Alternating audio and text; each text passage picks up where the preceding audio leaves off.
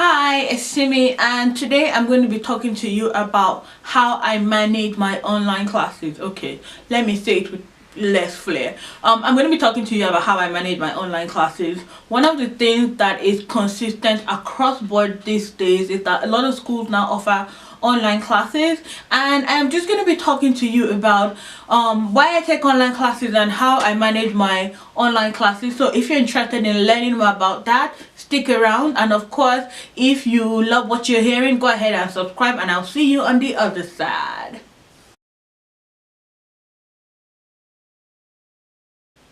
Alright, so online classes.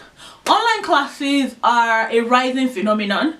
Even before I started nursing school, I've always been someone that has been curious about learning. So what that meant is that I used to take this massively open online classes. Basically, the online classes that you can get on Coursera or Udacity from like universities around the world. I used to take those classes, and funny enough, taking those classes have actually helped me now that I'm back in school pursuing a nursing career, because it made me highly familiar with the whole online learning scene, and it made it less daunting for me when I went back to school. One of the reasons why I personally like taking online classes is because I find that I love the flexibility of being able to decide when I want to learn and where I want to learn. So instead of having to wake up early in the morning or having to be somewhere at 2 p.m. all the time, I can basically just, if I can't sleep in the middle of the night, I will study. If I'm at my friend's house and I just want to hang out with them, but at the same time everybody wants to do their own thing, I will study. If I want to go to Starbucks, I will study there. The other thing that I found is that I tend to learn a bit faster than other people. It's not a, I don't know, it's a thing where, like, a lot of times when I'm in a classroom environment with certain topics, I find it really boring because things are taken really slow, and I'm someone that there are certain things that I pick up really quickly. But on the other end of thing, I'm also someone that I found that I really don't learn well when I'm just sitting in class and people are talking to me, which is what I feel like a lot of classroom lectures are. I do well when I'm reading a textbook and I can read it, and then if a paragraph doesn't make sense, I can go back and look at it. I know in some ways it's like when you're in the classroom, you're still supposed to be reading, and you can still do that, but I just find that if I'm learning so much from the textbook already, going into the classroom sometimes I feel like it's a waste of my time. Not everything is like that though. Like, for example, when I took anatomy and physiology, I insisted on taking everything in the classroom because I just knew that I needed the classroom. So I think what I'm trying to say is that because I've spent a lot of time in school, I kind of understand my learning style, and I can always tell when something is good for me to take online and when some things need to be taken completely in class. But basically, I like taking online because it gives me the flexibility to learn when I want to learn, and it also allows me to learn relatively at my own pace. Of course, with online classes you would have weekly deadlines, and you will have goals that you have to achieve every week in terms of learning. So it's not like it's completely at my own, it's not like I can completely abandon my work for like 5 weeks and then try and catch up in 1 week. It doesn't work that way. As a matter of fact, a lot of instructors would not post more than 1 week at a time, so they don't give you the opportunity to, like, just do all your work at once. They want you to actually take the time to learn. But anyway, so I have been taking online classes now for probably a good 7 to 8 years. Of course, starting with taking classes with Udacity and classes with Coursera, and now I've taken classes at the community college and my nursing school right now. For my prereqs, I'm actually taking some of them online simply because I found that to be much more convenient and a better way for me than going into the class.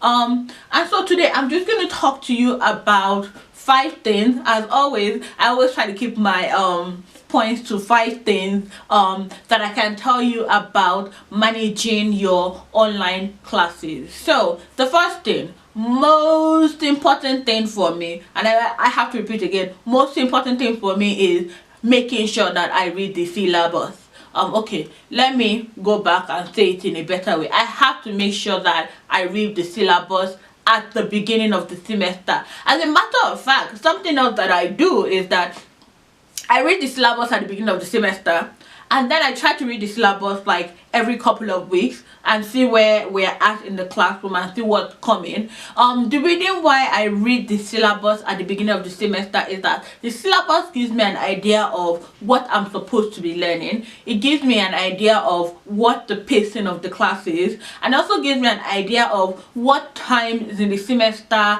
I'm going to be busy and what times that I'm not going to be busy, and allows me to plan out my life.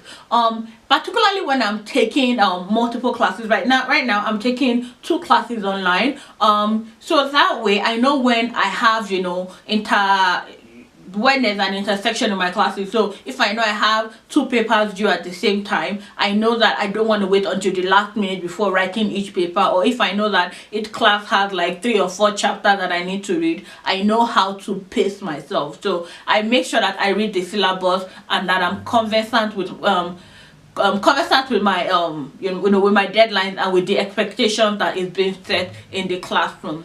The other thing that I like to do is I'm just checking my note here, is know my deadlines. Again, like I just explained to you, one of the reasons why I read the syllabus is to know the deadlines, but not just to know them, but to note them down. So something that my academic advisor said to me when I registered for class was like, I know right now you're probably not going to listen to me, but I would suggest you get a diary or a journal where you can write everything down physically, so that every week you know what is coming up and you know what is due. And she's right.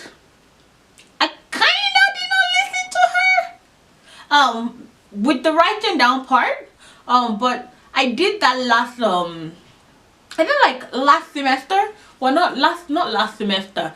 Last year when I took classes in spring last year, I did that and it did help me. This semester I've been a lot more laid back because the classes I'm taking are not like core science classes, so I'm just like I can always catch up. But when I was taking like really heavy duty class, like when I was taking microbiology and I was taking psychology at the same time, and I had a heavy workload, that was a technique that I used that worked for me perfectly, because it allowed me to stay on track and know what was coming at me.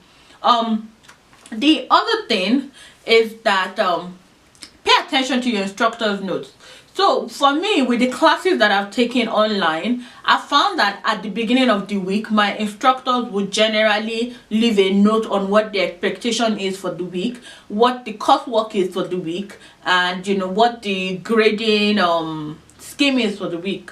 And sometimes when you make the mistake of not paying attention to that, it can lead you into trouble, because you do the homework all right, you do the coursework, but you're not meeting your instructor's expectation, and then the grade come back and you're like, but I did the work, why am I getting a C, why am I getting a B, when the answer to your question is already in the instructor's notes. So pay attention to the instructor's notes, pay attention to your instructor's emails coming at you. I mean, like my school emails, I want to make sure that I check that every day, every day and every other day, if I'm not diligent about it, because I want to be sure that I'm getting all the information I need to be successful in my classes. The fourth thing that I have done that really helps me with online classes is I have dedicated study time. I am lucky in the sense that the work I do is freelance, so I basically design my own schedule every week, and what that has allowed me to do is really concentrate on my study instead of concentrating on work. So what I do is at the beginning of the week, I look at what I need to achieve school wise, and then I plug it in, and then I build my work around that. so I know what time I need to study. At the moment, because I'm taking classes that require a lot of reading, it basically takes me about a whole day for each class. So I take 2 days off every week just for study, and I do 1 day for each. For some people it won't work, because a lot of people can't sit down and read 50 pages in one go and understand what's there and process it. Some people can only do 20 pages at a time. So if you're the kind of person that you cannot, process a whole lot of work in one sitting, it's good for you to say, hey, from 7 a.m. to 9 a.m. every day, or maybe if you wake up early, you can say from 5 a.m. to 7 a.m. every day before I go to work, or when I come back from work, from 7 p.m. until 9 p.m. until 10 p.m. I'm going to be reading, and I have a goal of reading 10 pages a day. That way you know that that's your dedicated study time, and you can tell everybody, hey, so at this time I'm not available for phone calls, and this is what I'm going to be doing at that time, so that everybody knows to leave you alone. For me personally, everybody in my life knows that I have study time when I'm home. So when I'm home, it's not like people think that I'm not doing anything. They know that that is my dedicated study time, and that has really allowed me to be able to focus on my classes that I'm taking online, because I know that, okay, it's something that I have already carved out of my life. And then the final thing that really helped me with online classes is that I like reaching out to my instructors. Obviously, if I don't have a pressing need, I don't reach out just to say hi. But if I do have a pressing need, if I don't understand something, if I take a quiz and then I don't understand the question and then it comes back and it still doesn't explain it well enough to me, I will reach out to my instructor and say, hey, I took this quiz and I thought this was the answer, and then it came back saying another thing. I'm not sure why it's saying that way. Could you give me an explanation, or is there something I need to check out, or is there something that I am missing? That's something that I do consistently. The other reason why I also reach out is, take for example, there was a time when I had to travel to go do some family stuff in the middle of my online classes. Now you might think, well, online classes, you can take them anywhere with you and go do them, but I knew that with that travel, it was short a short span. I knew I wasn't going to have any downtime to be able to do schoolwork. So I reached out to my instructor and I was like, hey, I'm going to be gone for this long, I'm not going to have access to the internet. Is it okay if I do the work ahead of time, if you would open up the coursework for me, or B, do the coursework when I come back? And my instructors actually, they were very good about it. A lot of them sent me the coursework ahead of time. A couple of them sent me the coursework ahead of time. I was able to do the coursework, and then I was able to send it back to them, and that way I didn't get a late mark. Somebody else told me, hey, it's okay, you already have, one quiz that you can miss, so you don't need to worry about missing that online quiz, because we'll just take it as your one dropped quiz for the semester. But the only reason why I was able to still stay on track with my coursework was because I actually reached out to my instructors and I let them know what was going on. So just because you're not having face-to-face interaction with your instructor does not mean they are not there to help you. I mean, for the most part, and I've taken a whole bunch of online classes, I don't think I've ever had an instructor that's like, sorry, you're online, so I'm not going to be able to help you. A lot of them have actually been, very willing and very open to helping me succeed in my online classes. So those are the 5 things that I've learned. To reiterate, the 5 techniques that I use to manage my online classes: I read my syllabus, I make sure that I know my deadlines, I pay attention to my instructor's notes, I have a dedicated study time, and I always reach out when I need help to my instructor. So yeah, if you're taking online classes, let me know if there's a technique that I haven't mentioned that helps you successfully manage your online classes. For me, making these videos have become a fun way of actually thinking about how I am navigating this whole student life. I really love talking about things like how I'm studying and managing my online classes, how I am choosing classes, that kind of stuff. So if you have any questions or any topic that you want me to cover, please reach out and let me know. As always, thank you for watching.